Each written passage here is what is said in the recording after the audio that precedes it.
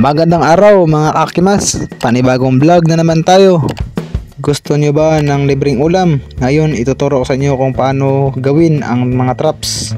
Siyempre meron tayong mineral, kutsilyo, gunting, at saka tali. Nakadepende kung anong klaseng tali gamitin nyo. Meron din tayong pambutas. Papakita ko sa inyo kung paano gawin, kung paano butasan ang ating mga mineral. Ayan, simulan na natin ang paggawa ng mga traps ng hipon. Sundan nyo lang yung buong proseso mga kakimas.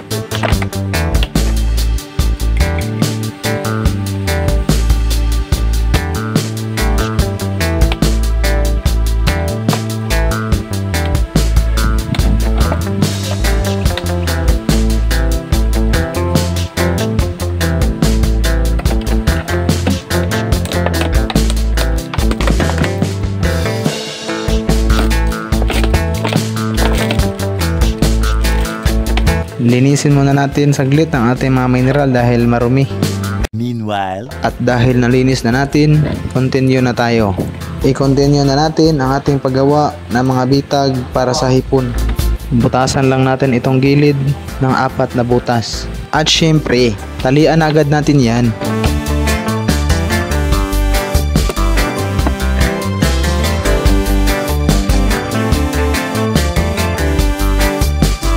Tapos na tayo sa pagtali. Ngayon lagyan muna natin ng pintuan. Sunod naman ay painitin muna natin sa apoy itong ating ginawang pambutas. Dito sa kanto, bawat gilid, lagyan natin ng mga butas. Nakadepende pa rin sa inyo kung ilang butas ang gusto nyo.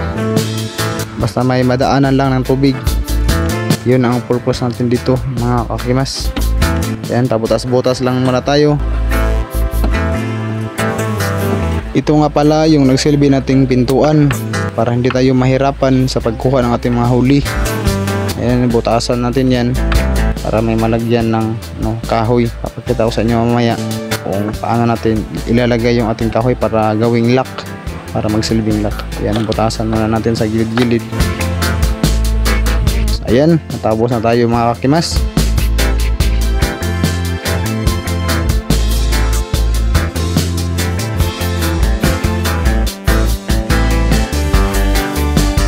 Ito na yung buong itsura ng bitag natin mga kakimas. Ito yung nagsilbi nating pintuan. Ngayon ilalagay na natin ang ating kahoy. Ito yung nagsilbing lock natin mga kakimas. Pwedeng talian nyo lamang as long as hindi makakalabas yung ating mga huli. Yan, higpitan nyo lang mga kakimas.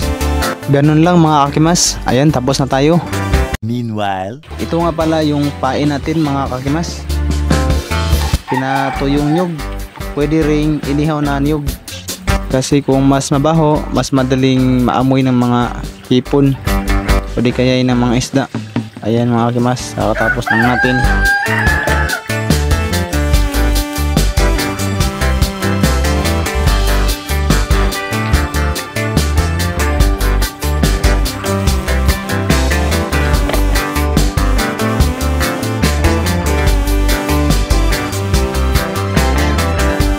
Ayan mga kakimas, lagyan na agad natin ng mga pain.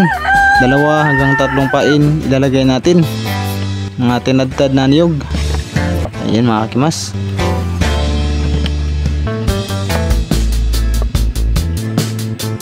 meanwhile,